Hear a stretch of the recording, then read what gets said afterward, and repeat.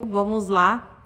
Eu vou estar falando com você sobre gestão de mudança e a neuroplasticidade cerebral. Então, me apresentando, eu me denomino como uma mulher que é curiosa. Eu gosto de observar o comportamento humano e as mudanças que a vida traz para ver qual a nossa habilidade de estar caminhando em relação a esses direcionamentos.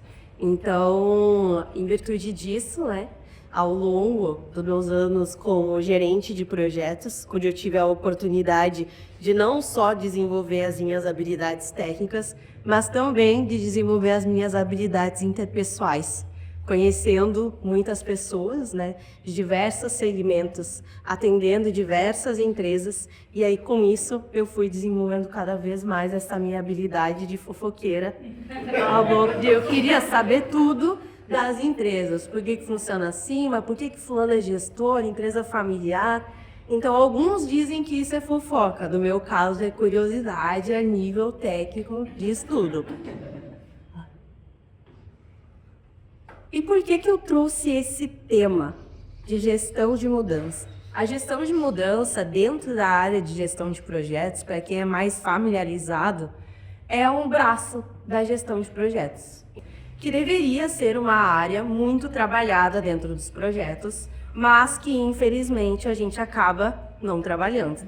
Muito pelo que o William trouxe. Um gerente de projetos raramente vai ter um projeto para ele trabalhar, ele vai ter um portfólio de projetos. E a gente foca basicamente na nossa execução e na nossa entrega. Não sejamos hipócritas, a gente estuda, a gente sabe que existe todo um padrão que a gente deveria seguir. E na posição de gerente de projetos e até de gestores, a gente acaba seguindo o básico, que é o que a gente consegue fazer. Às vezes nem o básico a gente consegue fazer direito. E aí, dessas mudanças de execução, de projetos, eu fui observando. Por que com a metodologia de projetos, que já existe há centenas de anos, lá do nosso PMI, que alguns de vocês já devem ter ouvido falar, existe uma metodologia. Existe aquelas 5 fases que o William trouxe. Existe a iniciação, o planejamento, a execução, o monitoramento, o controle e o encerramento. Então, basicamente, a nível universal, todos os gerentes de projetos, eles seguem essa metodologia. Mas por que alguns projetos dão muito certo? Por que algumas pessoas atingem o êxito e atingem os seus objetivos, enquanto outras pessoas não? E isso eu estou trazendo muito em relação à gestão de projetos, porque é a área onde eu estou situada, mas aqui dentro da cabecinha de vocês, vocês podem avaliar isso dentro das suas famílias, dentro da sua rede de amigos, do porquê que eu tenho alguns amigos que conseguiram atingir o que para ele é sucesso, porque o sucesso é algo muito individual de cada pessoa, e porquê que outras pessoas elas seguem patinando e parece que elas não chegam em lugar nenhum. O que também às vezes é uma ilusão, porque a gente está em constante evolução. Então a gente nunca está parado, a gente sempre está evoluindo. Mas às vezes a gente mesmo tem a sensação de que passaram anos, passaram meses, e a gente ainda segue naquele mesmo lugar. Então, tudo isso está relacionado à gestão de mudança e à neuroplasticidade, que é o que eu vou estar falando com vocês. Eu enxerguei, principalmente quando comecei a estudar neurociência, que vai além de conceitos conscientes que nós temos, e passa a ser também por conceitos físicos do nosso corpo e inconsciente. O nosso cérebro é uma grande máquina. Ele domina o nosso corpo. Ele domina as nossas ações.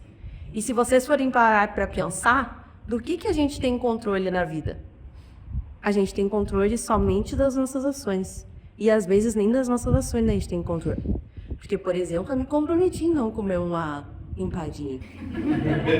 Hoje, quando eu acordei, eu falei, não, vou fazer jejum intermitente. Eu vou tomar só um cafezinho, é bom para minha concentração. E aí a Babi me disse, nossa, essa empadinha tá tão boa do Guará. E eu falei, quando que eu botei a oportunidade de comer essa empadinha? Vou me permitir. E vou me permitir, é só o dia, o momento importante. Me eu mereço. Eu mereço, é o marco na minha vida eu estar aqui palestrando. E aí eu fui lá e comi. Ou seja, eu mesma me sabotei de um compromisso que eu tinha feito comigo há mais ou menos 2 horas escassas. Então imagina o rumo da vida, que a gente tá lá no ensino médio e pensa, não, quando eu crescer eu vou ser médica. Você do Médicos Sem Fronteiras, foi o meu sonho. Durou alguns meses, porque as coisas vão mudando e o nosso corpo ele vai agindo. Então hoje a gente vai estar falando sobre isso. Para a gente ter o mesmo entendimento, a gente precisa ler os conceitos. Vamos nivelar aqui o conhecimento, né, para que a gente esteja na mesma página. Então, o que significa gestão? Gestão é o ato de administrar e coordenar recursos. Quando eu falo recursos, eu estou falando de pessoas, estou falando de finanças, estou falando de equipamentos. Então, a Samanda que disse que ela é gestora dela mesmo, eu sei que ela trabalha para uma máquina. Naquele momento, tu está exercendo uma gestão, porque tu é responsável por aquela máquina. Então, se a gente for avaliar a fundo, existe o cargo de gestão, o qual alguns aqui eu sei que estão inseridos hoje, onde a gente está naquele cargo, naquela posição de gestão, mas entrando num detalhe mais profundo, todos nós somos gestores. Gestores da nossa própria vida, que é aquilo que a gente consegue controlar, somente aquilo, e olhe lá, lembrem da empadinha sempre. Então, gestão é o ato de administrar, de coordenar. E o que é mudança? Mudança é tudo aquilo que eu transformo, que eu tiro de uma condição atual e mudo essa condição. A mudança ela pode ser algo desejado, que eu quero fazer aquela mudança, como pode ser algo que veio inesperado. Aí entra a questão do controle que eu disse.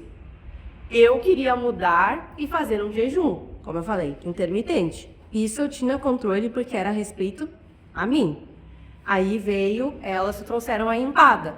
Eu não tinha controle daqui ter empada ou não. É algo que foi colocado para mim. E isso eu estou trazendo um exemplo que todos nós vivenciamos, mas isso acontece em tudo. Então, nem sempre as mudanças que acontecem, a gente tem um controle, mas a gente precisa se adaptar. E são as pessoas que se adaptam bem à mudança que conseguem atingir o sucesso. Então, vamos fazer um exemplo? Levantem, todos.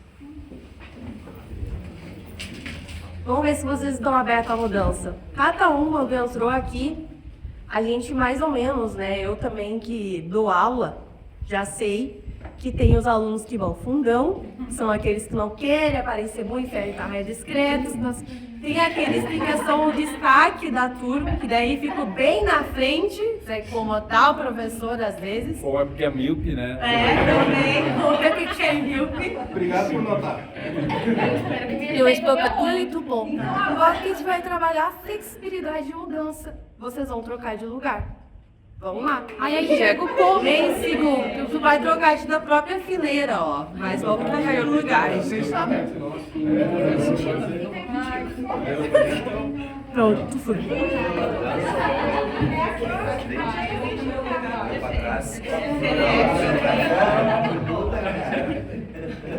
Já dá pra sentar. Também? Ah, Vini. Cheguei, será que tá tudo certo só pra menina? Que tirei vocês tiram, hein? Sabe? Como? Ah, que as crianças. Aqui,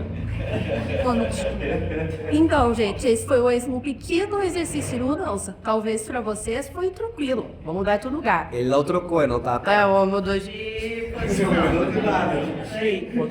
Mas, para algumas pessoas, o próprio fato de mudar de lugar pode ser algo desconfortável, até no nosso serviço.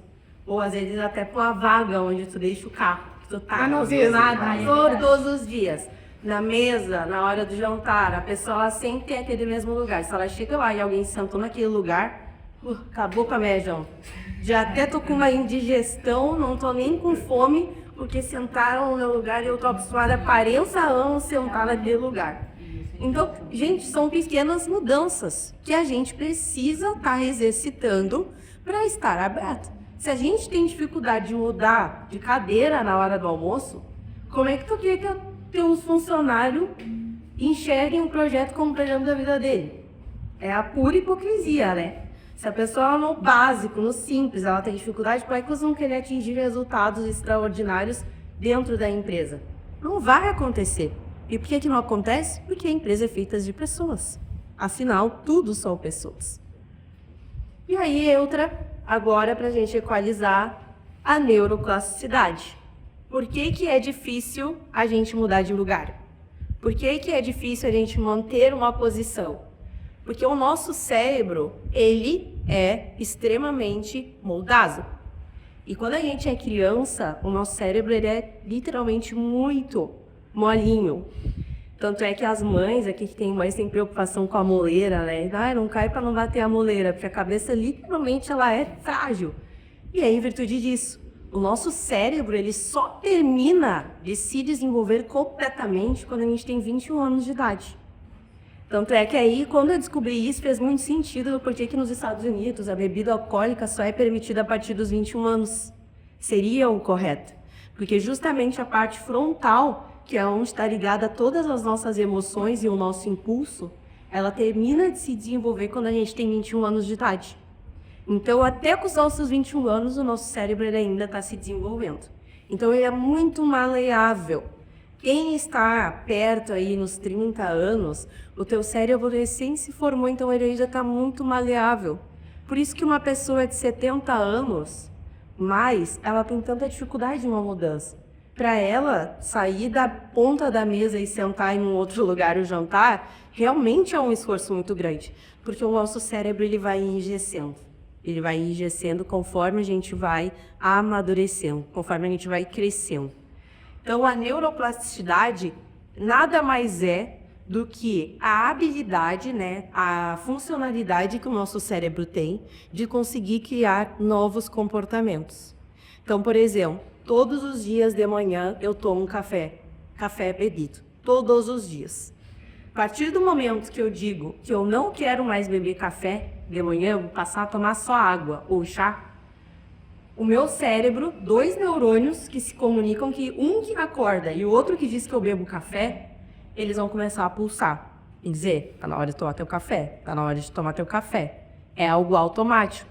Porque o nosso cérebro, assim como os recursos da empresa, os servidores, todos os computadores, ele quer poupar energia. Então, ele vai forçar aqueles neurônios que já existem, dizendo, beba café, beba café. E a partir do momento que eu tenho a força e o meu controle de, não, eu não vou beber café, eu vou beber chá, o meu cérebro, aos poucos, ele vai criando um novo neurônio, um novo caminho. E isso é a neuroplasticidade.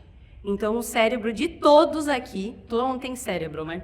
Alguns parecem que não tem, mas tudo tem cérebro. Só para que a gente validasse, eu estou falando com o público equalizado.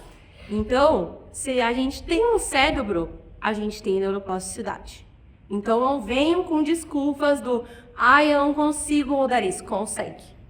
Tu consegue. A luta pode ser grande, igual eu com a Arlipada, que eu perdi. Mas eu conseguiria. Eu não consegui porque eu deixei outros prazeres me condicionar aquilo. Mas eu poderia. Então, isso é a neuroplasticidade. E aí, a gente entra num viés. Existe a Adriele na empresa e existe a Adriele no meio dela pessoal? Será mesmo que eu consigo dividir? Há uns anos atrás, se pregava muito esse conceito de que as coisas deveriam ser separadas.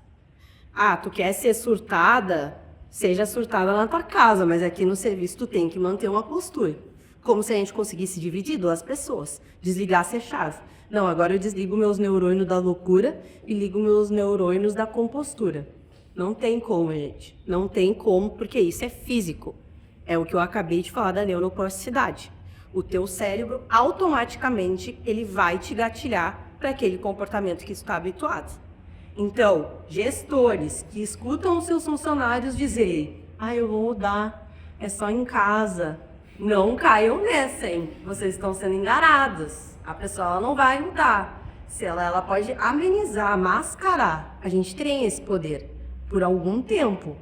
Mas a partir do momento que vir um gatilho muito forte pro nosso cérebro, ele vai pulsionar e a gente vai cair. Então, não existe separação de uma pessoa no ambiente de trabalho e uma pessoa na vida pessoal. Algumas coisas, igual eu falei, alguns comportamentos a gente consegue mascarar, mas a gente não vai conseguir sustentar isso a longo prazo. Então, tudo se refere à mudança. E aí, falando sobre isso, é importante que a gente tenha em mente que tem as empresas, existe uma sociedade onde a gente está inserido e existem as pessoas, que elas estão tanto na sociedade como dentro das empresas. E por que isso é um desafio tão grande para quem é da gestão? Porque também está ligado à nossa cultura. A cultura do lugar, ela manda muito. Então, por exemplo, a Marco Polo, que é uma empresa de 75 anos, que é uma empresa regional, que é uma empresa que os donos, eles provavelmente são descendentes de italianos que migraram aqui para Caxias do Sul, que sofreram, que foram gringos, que foram com a mão fechada, igual a gente fala. O comportamento, a cultura da empresa, por mais que tenha um avanço, né, ao longo dos anos, ela vai seguir essa cultura. E aí, talvez, quando tu traz um gestor de um outro estado, que naquele estado tem uma cultura diferente, vai ter um choque. O primeiro ponto vai ser um choque cultural. E aí que está o desafio do gestor. Porque com o gestor, a gente tem a obrigação de se conhecer e aprender a separar o que é cultura do que é certo. Porque nem tudo que é cultura é certo.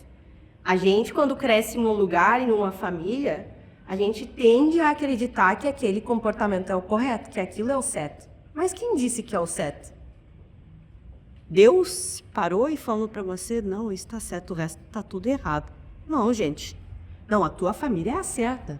Beber às 8 horas da manhã, conhaque junto com teus irmãos, é o certo. Os outros que bebem café que são errados. Trouxe um exemplo assim, ó, louco, para vocês imaginarem. Porque a gente está tão acostumado com certos comportamentos da nossa região que a gente acha que aquilo é a verdade. E existe um mundo lá fora. Existem muitas pessoas nesse planeta para a gente determinar que o nosso dia a dia é o certo. E aí entra muito quem que é o gestor. Que crenças que esse gestor ele teve ao longo da vida dele. A crença, ela é como se fosse uma lente de contato. A partir do momento que a gente está no útero da nossa mãe, a nossa mãe ela já doa todas as vitaminas, todo o amor, todo o sentimento dela para nós. Então ali a gente já começa com uma lente de contato. A gente vai seguir muito o comportamento da nossa mãe. Aceitem, vocês gostando ou não da mãe de vocês, vocês têm muito da mãe de vocês, que tem muito da avó de vocês. Então é uma linha, vocês estão entendendo? É uma corrente, vocês vão modelando essa crença. E aí, quem são os nossos deuses? Vocês já ficaram para tentar? Quem são os nossos deuses? São os nossos pais, ou quem cuidou da gente? Quando a gente é criança, está lá, comendo um arrozinho e um feijão. Aí tu fala, mãe, quero mais. A tua mãe te olha e diz, já comeu 3 vezes? Vai te falar, ai, tá bom, eu não tô mais com fome, mãe, tá tudo certo, tá aí, brinca. O que tu buscou? Uma validação dos teus pais. Então, os nossos primeiros 7 anos de vida, que é quando o nosso cérebro tá crescendo, principalmente, a gente tá todo o tempo buscando validação dos nossos pais. Eu lembro claramente, gente, pra mim, sabe se eu tava fazendo uma coisa certa e errada, era só olhar assim pra eles. Quando eles olhavam assim, eu falava, o que eu fiz de errado? Alguma coisa eu fiz. E aí eu já me condicionei. Aí o que acontece na vida adulta? Quando eu tô fazendo uma apresentação, eu olho pra minha gestora. Ela faz. Aí eu penso, tá aí, tudo certo. Aí se ela olha assim, eu falo, meu Deus, o que eu fiz de errado? E às vezes ela só tava pensando num problema da família. E foi a minha cabecinha louca, baseada nas minhas crenças, que deduziu que aquilo estava errado, e aí eu já fico noiada e dizendo, meu Deus, eu vou ser demitida. Eu vou ser demitida porque eu não fiz aquilo que ela falou, eu desapontei. E por que isso? Por causa da crença, gente. E aí se coloquem na posição de gestor, ou de gestor da vida de vocês, ou de gestor de pessoas. Quão desafiador que é isso? Porque tu tem a tua lente de crenças, e não necessariamente a do teu funcionário. Como que os teus funcionários enxergam determinada situação? A criação dele foi diferente. Às vezes, para ele jogar o papel higiênico dentro do vaso, é uma crença que ele tem como verdade. E para ti seria alguma coisa natural, que não, tem que ser dentro do lixo. Eu estou trazendo coisas básicas. Mas isso é uma realidade dentro das empresas. Tu está lidando com culturas diferentes. Aqui em Caxias do Sul, com certeza a Marco Polo, eu sei que também na Bazei, tem inclusive colegas venezuelanos que foram contratados. Aí a gente está falando uma escala de cultura assim, ó, pau. Porque dentro da nossa cidade, dentro das casas, a gente já tem uma mudança de cultura. Falando então de outro país, é mais ainda. E como que a gente vai lidar com isso? Às vezes é mais fácil só o T, né? Ao invés de ser TT, que é tenta, troca, vai ser só o T, só troca. A gestor diz, não, isso daí eu já vi que não dá, vamos trocar porque vai me dar mais trabalho. Mas será que é a solução? O que que tu como gestor está fazendo? Como que tu te autoavalia? Porque tu tem que se autoavaliar. Tu não é perfeito, ninguém aqui é perfeito. Já falaram isso pra vocês? Ah, só pra gente reforçar. Ninguém é perfeito, gente. Todos temos defeitos. Todos temos defeitos. Por quê? Quem tem irmão aqui? Tem irmão? Vocês são igual aos irmãos de vocês? E vocês tiveram os mesmos pais? Ou pelo menos um deles tiveram os mesmos? Pois é, e como é que são diferentes? Porque cada um tem a sua lente. Às vezes a minha mãe... Também, ó, casos de família. A minha mãe me olhava assim, ó, e eu já falava, ih, vai dar ruim, vou parar. A minha irmã botava o dedo no negócio e dizia, fala o que vai acontecer. Ela desafiava. E a gente teve a mesma criação. E eu lembro que eu olhava e dizia, ele vai dar ruim. Não faz, que eu já passei por isso, porque eu sou a Mariséia. Não faz. Um conselho de amiga. E ela, não, vamos testar. Então, assim são os nossos funcionários. Cada um tem uma personalidade, cada um vai ter um jeito de ver as coisas, e infelizmente não dá pra gente demitir todo mundo, porque a gente precisa das pessoas. E é importante ter pessoas com perfis diferentes, porque elas vão te trazer ângulos diferentes das coisas e vão fazer com que tu reflita sobre a tua crença. E aí o que as pessoas fazem? Elas se incomodam, elas ficam revoltadas. Não, porque aquele fulano tá me desafiando. Ela tá me desafiando. Porque ela tá me testando se eu sou bom no que eu faço. Será mesmo que ela vai te desafiando? Será que tu é tão bom no que tu faz? Será? Quem que te disse que tu é tão bom no que tu faz? Quantas pessoas tem no mundo? Todas elas falam que tu é muito bom? Não que tu não seja, gente, eu não quero aqui destruir a nossa autoconfiança, que a autoconfiança é muito importante. Mas eu quero que a gente saia daqui pensando que não existe uma única verdade. A gente tem que avaliar. E se tu estás numa posição como gestor, tu tem que aceitar a posição que tu tá. E a posição que tu tá não é simplesmente ignorar os fatos e querer substituir pessoas. Não é um iFood de recursos que tu vai lá e pede. Não. Como gestor, vocês têm sim a obrigação de conhecer os seus funcionários, de avaliar os perfis dos seus funcionários. E se para ti não tá bom ter que fazer isso, então talvez o teu lugar não seja gestão. Porque tu aceitou esse cargo. Então tu aceitou as tuas obrigações como gestão. E se tu não aceita a tua posição como gestão, então é bom tu rever as tuas escolhas profissionais.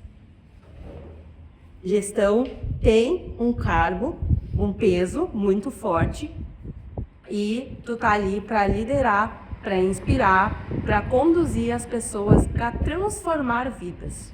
Tem muito isso na minha mente. A cada palavra, a cada conversa que eu tenho com algum, e eu nem gosto de usar o termo subordinado, eu falo colega. Porque todos nós temos o mesmo grau de importância dentro da empresa. Só que hoje a gente só tem posições diferentes. Eu tenho uma posição de bruxa, aonde eu tenho que ficar cobrando e dizendo, fulano, vamos, isso aí, 10 minutos tu faz, eu confio em ti. Eu tenho essa posição hoje. E o cara tem a posição de aceitar o meu pedido, de acreditar no que eu estou falando e executar muito bem feito, de dar o melhor, de dar o projeto da vida dele naquele momento. Então todos nós somos colegas. Só muda que eu estou numa posição de gestão e o outro está numa posição técnica.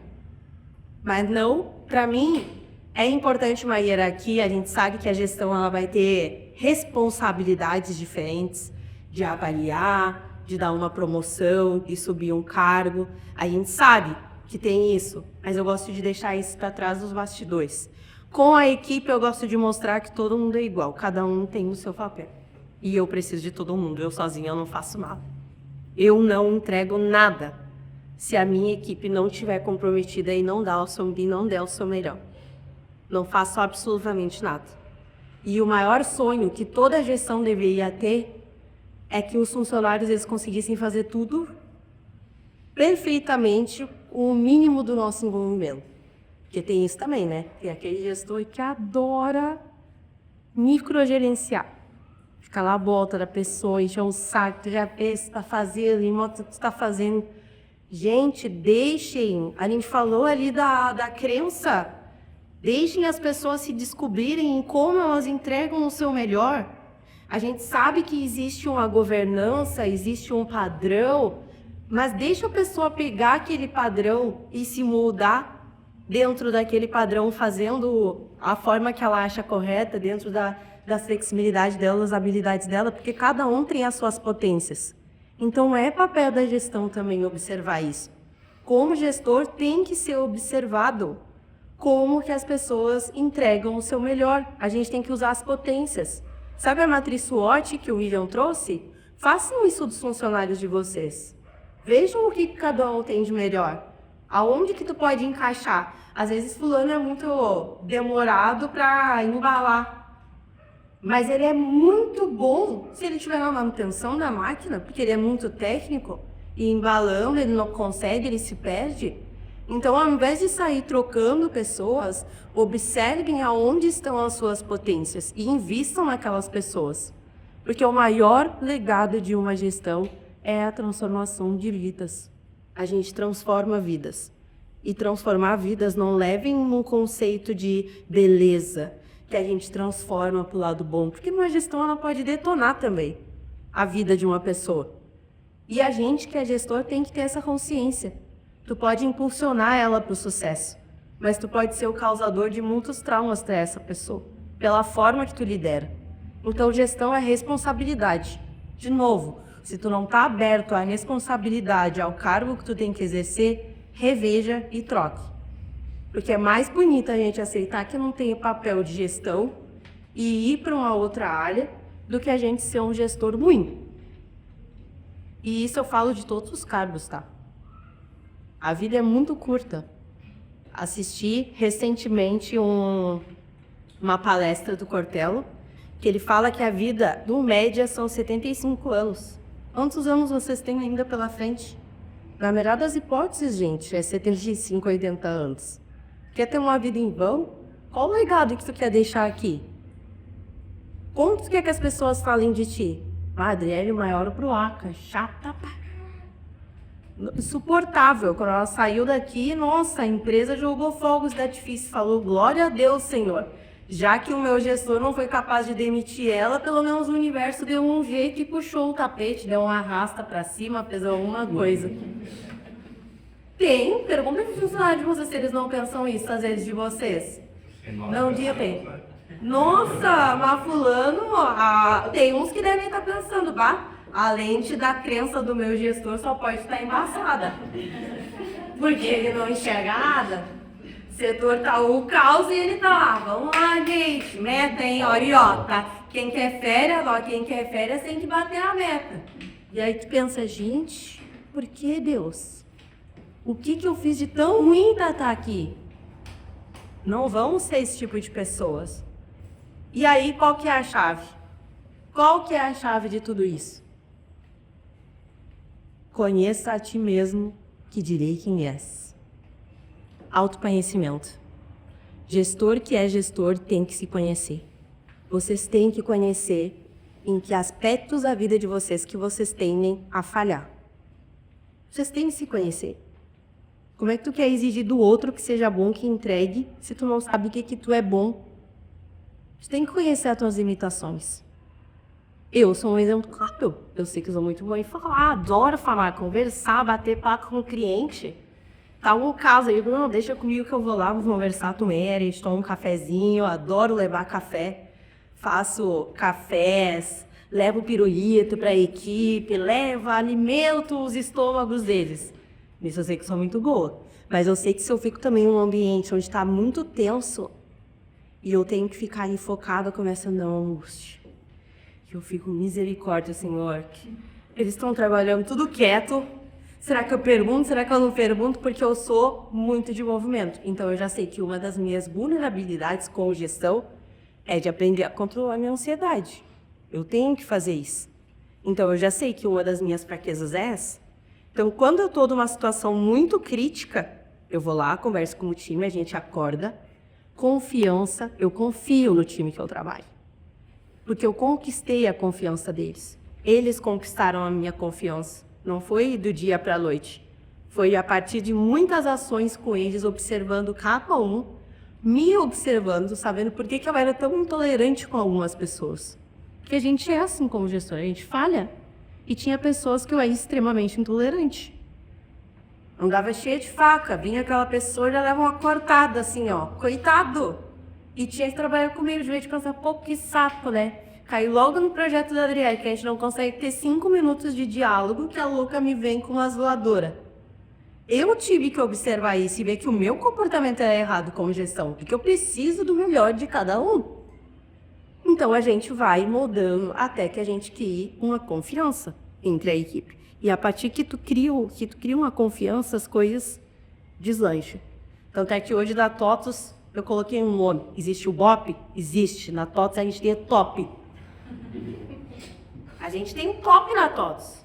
Quando um projeto é assim, ó, ferrado, a minha gestão me olha e diz, Dredd, tu vai ter que entrar. Eu falo, pode deixar. Chega nós com as mochilinhas, computadorzinho, headset, chega o top. Que é TOTUS, Operações de Projetos Especiais. Sim. É o POP, já criei isso com eles. TOTUS, Operações de Projetos Especiais.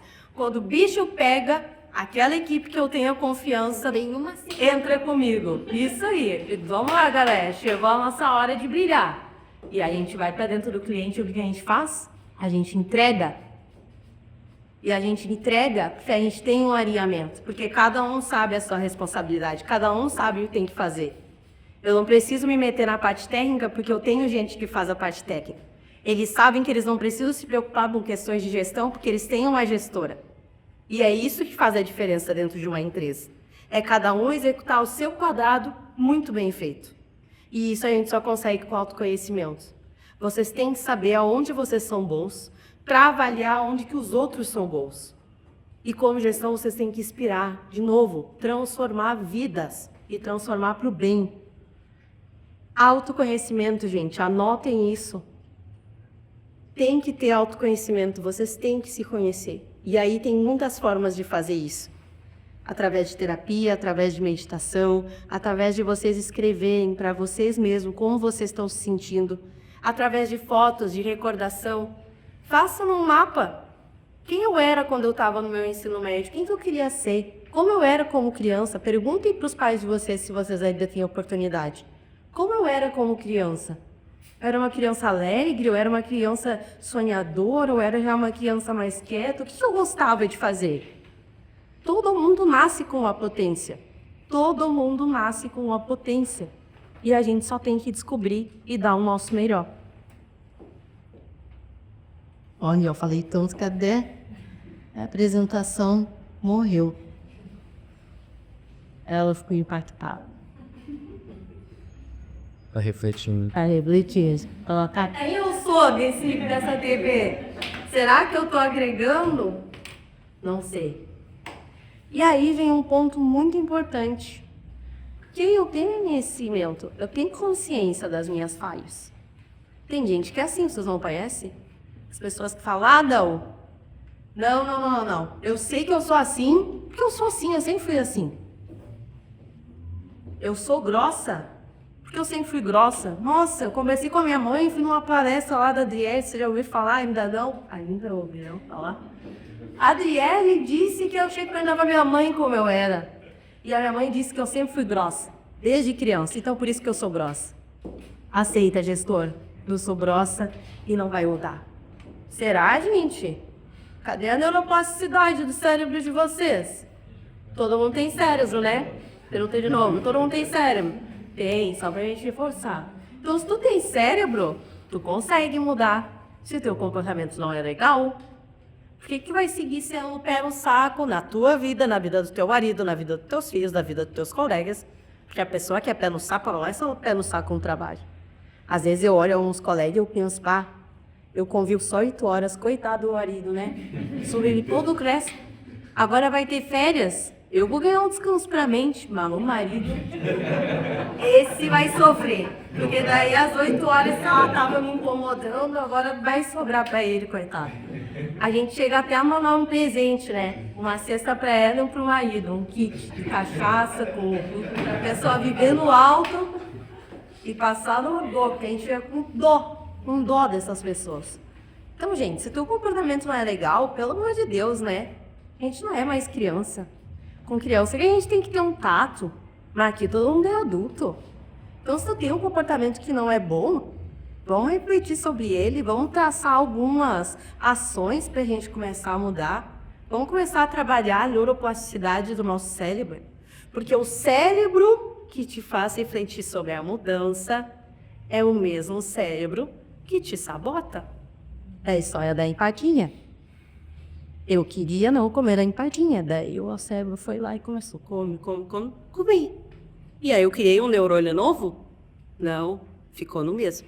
E o cérebro pensa, graças a Deus, eu achava que vibração era energia, mas eu ganhei essa louca. Eu ganhei dela, mais uma vez. Fazem anos que ela tá tentando.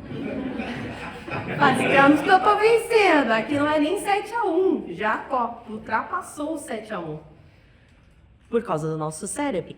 Então, o maior desafio que vocês têm na vida não é o gestor, não é o sistema, não é nem o Lula, nem o Bolsonaro. Sim. É vocês mesmos. O cérebro de vocês é o maior desafio. É de ter força, disciplina para todos os dias tu conseguir criar um novo hábito. E aí estudos demonstram que coisas simples, como por exemplo eu comer empada, em 21 dias o meu corpo se acostuma. 21 dias ali, se eu for persistente e seguir com o meu objetivo, o meu cérebro ele é capaz de criar um novo neurônio, e aí depois dos 21 dias se torna mais fácil. É só uma questão de eu manter fazendo aquilo que cada vez mais vai se fortalecendo esse neurônio. Que é isso que é um desafio, né, gente? Comportamentos que a gente tem muito antigo, igual o que eu falei, que eu sou chata, sou grossa desde criança, é um desafio mesmo para as pessoas mudarem. Porque pensa, ao longo de 30 anos ela teve aquele comportamento. Então esse neurônio ele já está rígido, né? Ele já está muito bem formado. Então para essa pessoa ela conseguir criar um novo comportamento, ela vai ter um esforço muito maior do que eu de não comer empada, por exemplo. Então, o que se diz é que comportamentos simples, 21 dias. Comportamentos mais complexos, a gente pode levar até 66 dias, uma média. Então, assim, tem que seguir, né?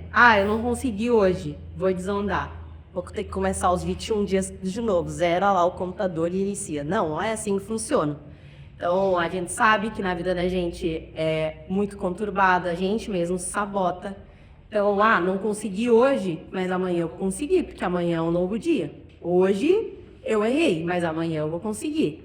E aí, assim, a gente vai indo, até que isso entre num fluxo de normalidade e a gente consiga mudar um comportamento. E como que a gente muda isso? De novo, tem terapias, palestras. O que vocês estão fazendo aqui hoje, não consigo ler a mente de ninguém. Ainda estou montando aí uma estratégia da ler, talvez no futuro. Mas vocês devem estar atenção sobre alguns comportamentos, ou de vocês ou de pessoas que vocês conhecem, né? E aí, então, vocês pensando sobre isso, vocês já têm condições de ir traçando algumas estratégias para 2025, gente. Um ano novo, né? Então, a palestra, ela auxilia, fazer cursos auxilia, escrever auxilia, conversar com os nossos parentes auxilia, ouvir feedbacks auxilia. E aí, quando eu falo ouvir feedback, é ouvir, gente, ouvir. Não falei falar feedback, eu falei ouvir feedback. Porque tem muita gente que ouve uma coisa e não gosta e daí já fica... É mentira! Isso aí que tá falando é mentira, porque tu é assim. Eu só tenho esse comportamento porque tu me estressa por fazer aquilo. Não, Leite, é ouvir. Ouvir a percepção das outras pessoas sobre ti. E aí tu avaria, pode ter coisas que realmente não faz sentido, tu descarta. Mas com certeza, se a pessoa teve uma percepção tua, naquele momento, daquela condição, alguma coisa tu tem que avaliar. Nem que seja, quando eu fiz aquilo eu estava um pouco alterado, porque tinha acontecido tal coisa. Aí tu já começa a pensar, bom, então eu tenho que me avaliar. Porque às vezes quando eu saio de uma reunião muito tensa, muito complicada, eu demoro para voltar ao meu estado normal. Então o que eu vou fazer? Quando eu fico muito putaço com a reunião, eu vou escrever o que eu tô sentindo e pelo menos eu alivio e isso vai me ajudar a voltar ao meu estado normal. Pode ser uma tentativa. E aí tu começa a traçar ações em relação a isso. E aí, né, o segredo. Disciplina. Nada supera a disciplina. Nada supera a disciplina. Nada vai lá.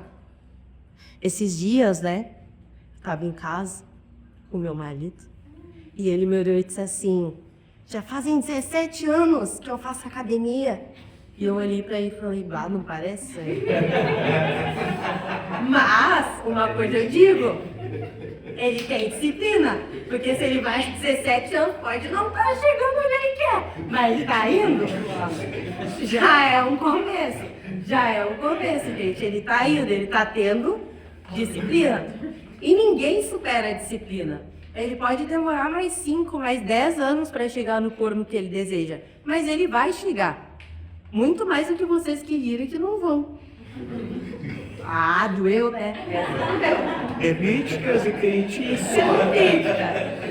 E por quê? Porque ele vai, tu não vai. Tu diz, não vai dar tempo pro verão, gente. Hoje é dia 14 de dezembro, eu vou pra praia semana que vem, que adianta eu ir na academia hoje? Vai seguir a gordurão, vou perder. E aí tu tá falhando com a tua disciplina. E aí o teu neurônio tá... Graças a Deus, Senhor. Ainda bem, Senhor, porque senão eu ia ter que ter um gasto calórico maior. Se duvidar, ela até ia conseguir atingir o objetivo dela, só de eu ter que criar um neurônio novo. Assim é melhor, né, gente? Fica cada um na sua comissão, tá tudo certo. E é assim que funciona. E aí entra 2025, entra 2026, entra 2027. Aí vocês vão ser, sabe quem? Alguém já foi aqui em clínica geriátrica? Já foram? Como é que foi a experiência de conversar com os robozinhos? Olha, eu fui por causa da universidade, né? Fundação Básica de Fisioterapia, mas eles ficam... Geralmente eles esquecem o que te falaram e repetem. Oi, tudo bem? Qual é a abertura, né? Tá. Fora os mal-humorados. Fora os mal-humorados, né? Ele chega pra falar eles e eles têm uma gana da vida que tu fica credo. Não quero ser uma mulher assim. Será? Será que tu não vai ser? Porque tu tem um monte de defeito, tu acha que tu é o dono da verdade, que tu que é o certo. Será mesmo que tu não vai ser um velho amargurado? Eu tenho as dúvidas. Será que as pessoas não vão gostar de conviver contigo? Será que quando tu chegar lá perto dos teus 75 anos, tu não vai pensar que droga, hein, fui infeliz, ao invés de eu ter largado, de eu ter feito isso, de eu ter feito aquilo, de eu ter feito exercício, de eu ter começado antes, eu comecei, e aí tu não começou, teu cérebro tá feliz que tu não começou, aí às vezes ele tá tão feliz, ele começa a te dar Alzheimer, Parkinson, um monte de doença, porque o teu corpo ele vai respondendo àquilo que tu tem dentro dele, as tuas emoções, geração de dopamina, a geração de todos os neurotransmissores. Porque o nosso cérebro, gente, ele é complexo demais. Ele é o único órgão do nosso corpo que ele dispara física e química no nosso corpo. Nosso cérebro é elétrico. Ele dispara química e física no nosso corpo o tempo inteiro. Então, por isso que a nossa luta é com ele mesmo e a gente precisa de disciplina. E como eu sei que aqui eu tenho um grupo muito disciplinado, que chegou aqui 8 horas da manhã, vocês vão escrever um compromisso com vocês mesmos. Do que vocês vão mudar em 2025? Ou hoje, talvez? Não precisa ser algo mirabolante. Pode começar por uma coisa básica. Quem aqui sabe que beber 2 litros de água faz bem? Levanta a mão. E quem é que bebe 2 litros de água? Tem pessoas que fazem isso. E na verdade o correto é 5 sobre teu Por esse eu penso. É mais ainda. Então, assim, a gente sabe, só que entre tu saber e tu fazer, às vezes tem uma distância muito grande. É tipo orar, quem é que ora? Às vezes a pessoa ora e acha que, nossa, Deus sempre fazia as coisas, né? Tipo, eu rezei, todos os dias eu rezo, Deus. Todos os dias eu rezo pra mim ficar toda lipada, todos os dias eu rezo pra mim perder minhas gorduras. Chegou o final do ano e eu tô assim. Deus só pode me odiar. Eu com certeza estava lá rindo na hora que Jesus foi crucificado, porque Deus não me ajuda. Tem gente que pensa isso.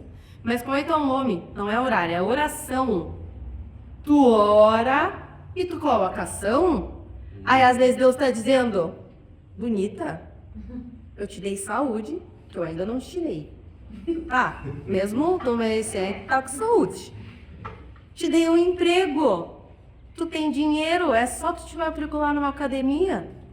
O que mais que tu quer? Quer que eu me manifeste no teu corpo e vá fazer por ti? E aí as pessoas reclamam e se revoltam.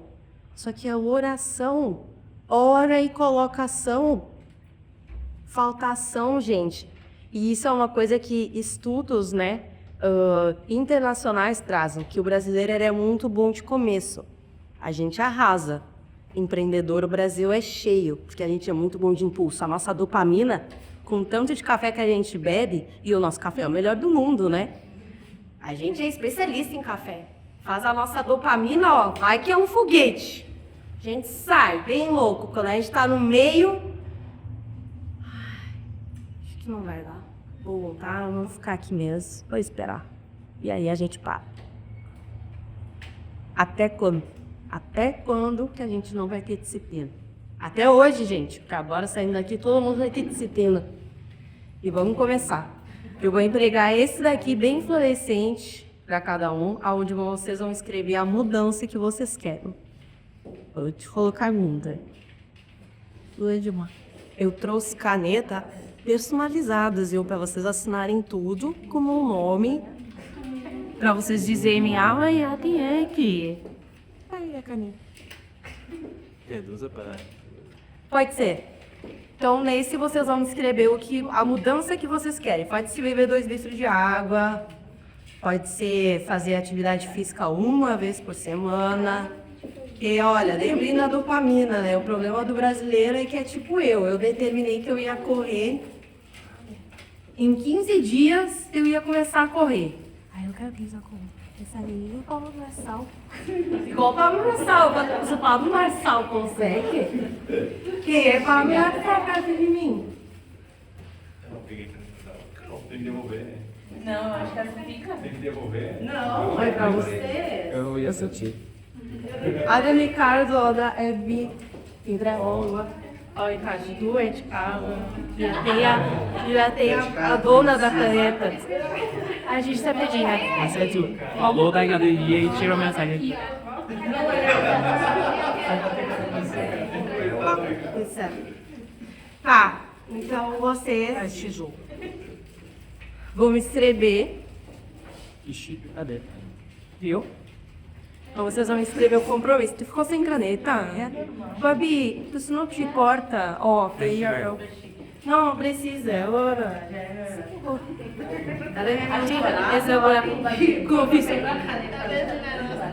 A gente tá no batucado que a gente já tem a dona no primeiro. Então é isso aí. Escrevam um compromisso 2025. E assim, como o Alix está trazendo os conceitos de gestão de projetos, gente, vocês vão ter que colocar uma data de início. Alixinho, quando que vocês vão começar a fazer isso? Ano que vem. Só ter uma data, gente. Como é o conceito de um projeto? Tem que ter. Exato, tem que ter uma data de início e uma de fim. Quando que vocês vão começar e até quando que vocês vão atingir esse objetivo? Quando vai ter outros geramentos desses projetos de vocês? Ah, o meu é daqui peita. Tudo bem, mas tem que estar ali, a data. Bom, gente. Vai.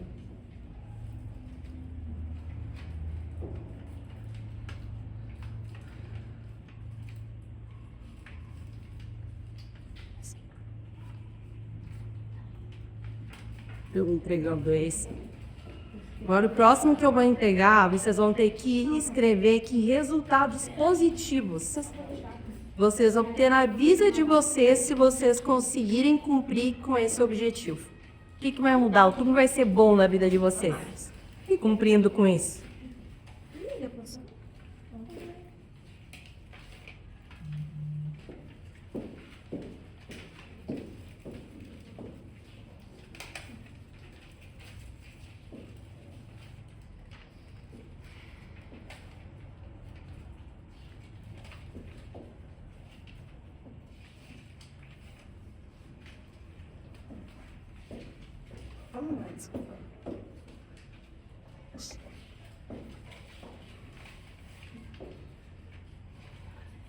Esse é o rosa para vocês escreverem o que vocês vão ganhar fazendo atingindo esse objetivo.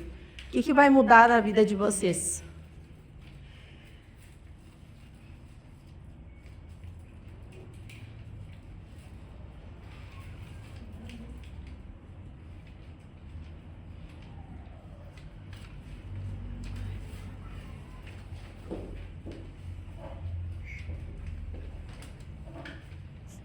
Agora, no amarelo, que é o risco, vocês vão escrever o que pode desviar vocês desse objetivo. Pode ser errado. Vocês vão escrever o que pode desfocar, o que vocês podem cair em tentação, o que pode ser a maçã do jardim do Éden da vida de vocês para não atingir esse objetivo. Amém. Mas tu mesmo, essa bolsa. O que pode acontecer que daí que eu te desvie? Que tu não cumpra outra palavra, quando é coisa eu lembrar. Os desvios. Isso são aqueles desvios. Os desvios. O que pode fazer com que a tua ideia não aconteça?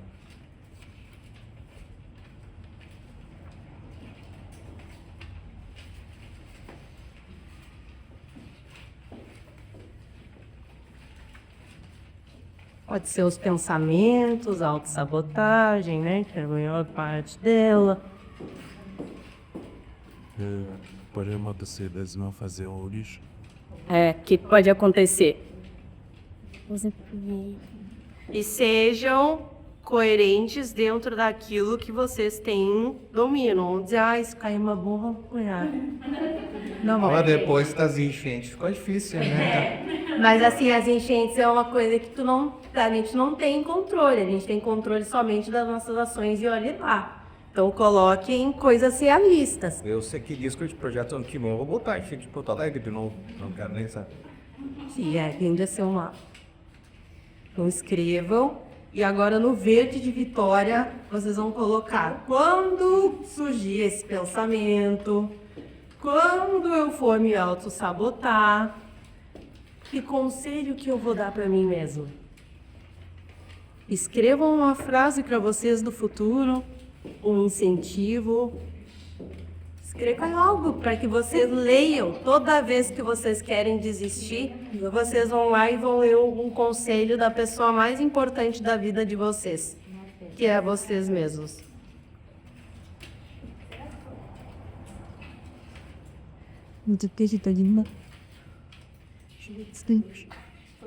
Basta mandar.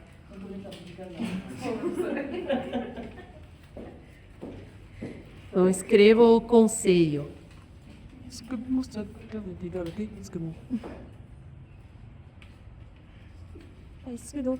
Escrevam o conselho, assinem esse conselho com o nome de vocês e coloquem a data de hoje.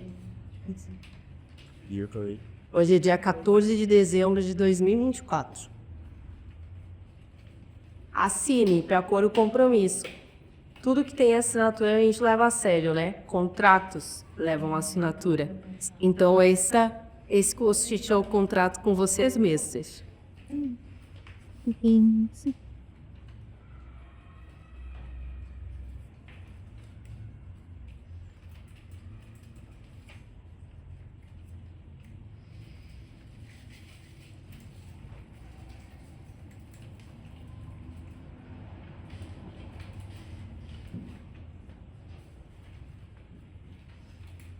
Só explodir.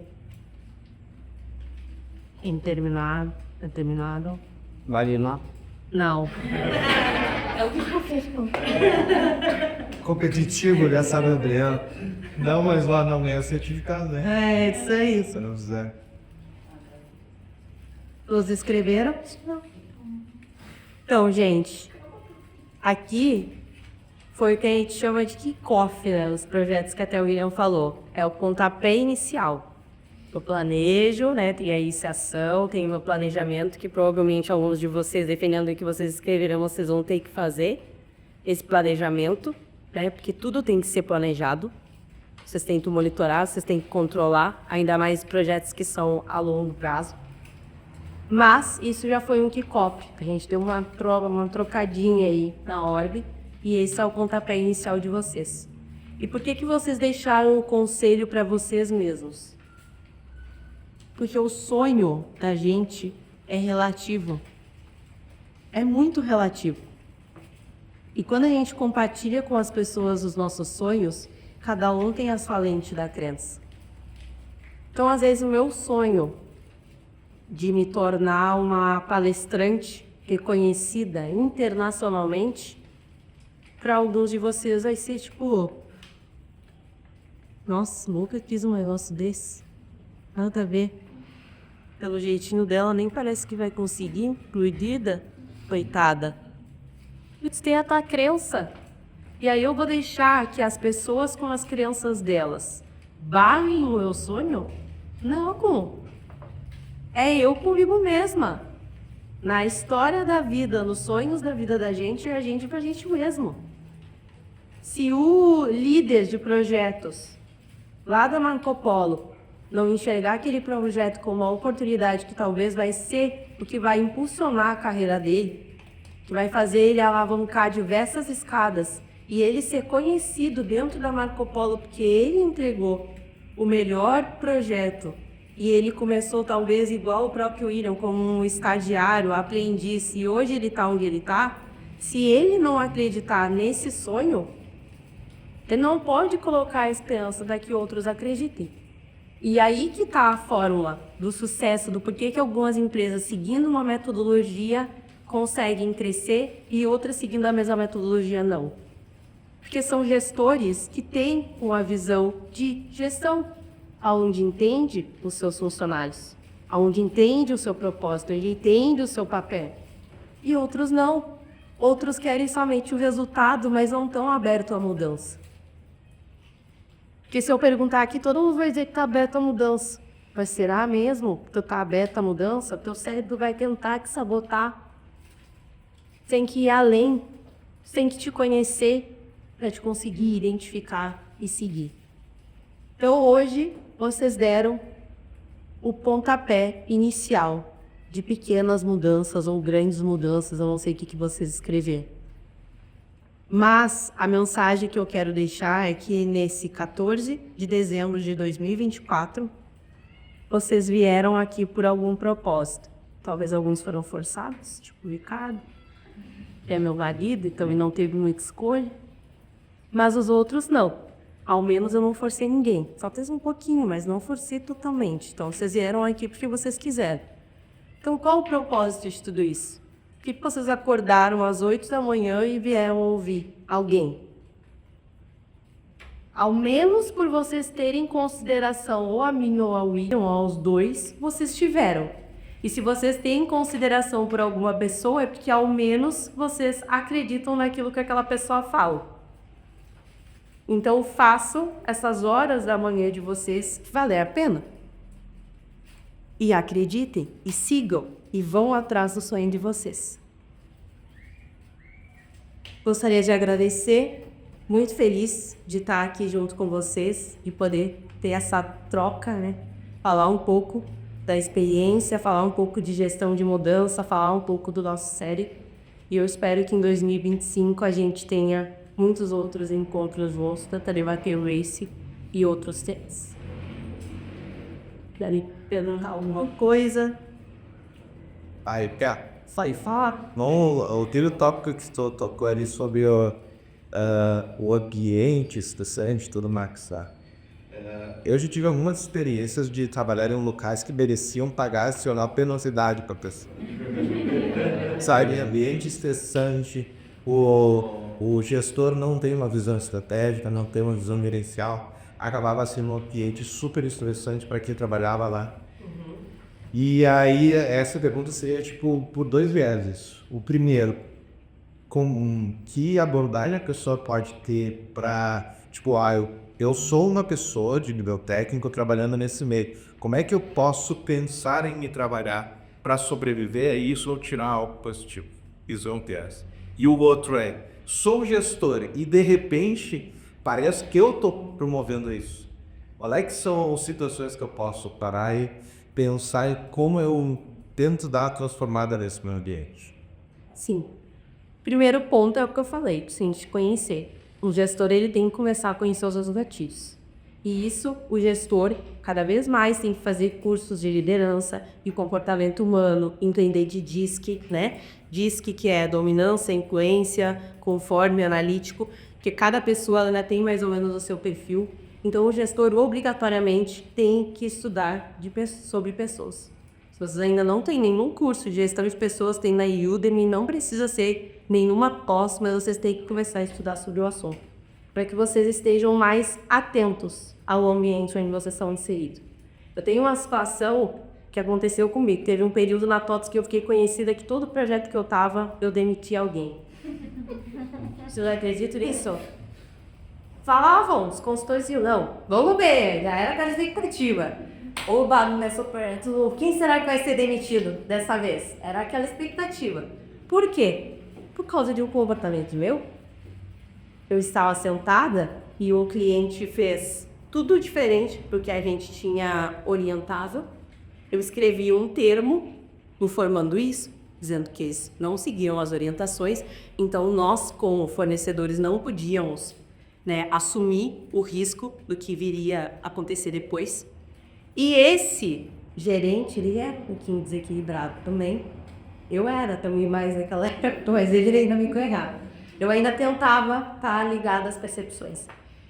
E eu entreguei o termo para ele, beleza? Ele olhou o termo, quando ele viu que eu tinha escrito, ele foi na minha mesa, assim, ó, todos consultou junto. E ele pegou e jogou assim da mesa. Falou, eu não vou assinar esse daqui, porque esse daqui que tu tá falando é uma mentira.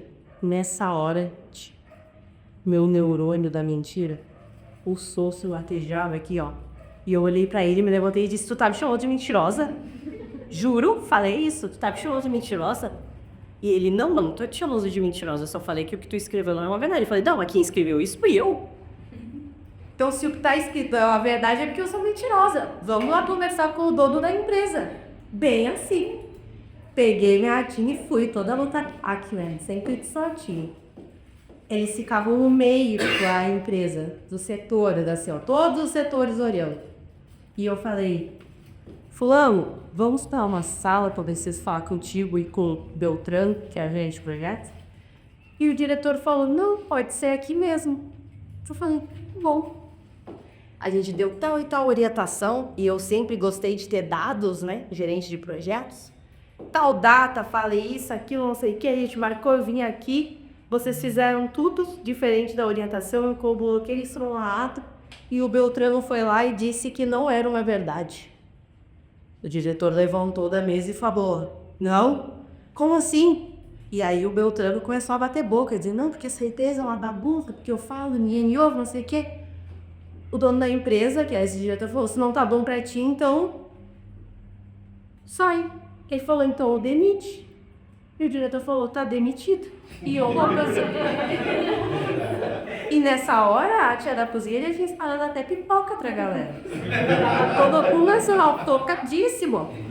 Gente, esse funcionário que trabalhava há muitos anos teve que chegar a SAMU, a Unimed foi chamada para ir embora da empresa, porque ele começou a passar mal.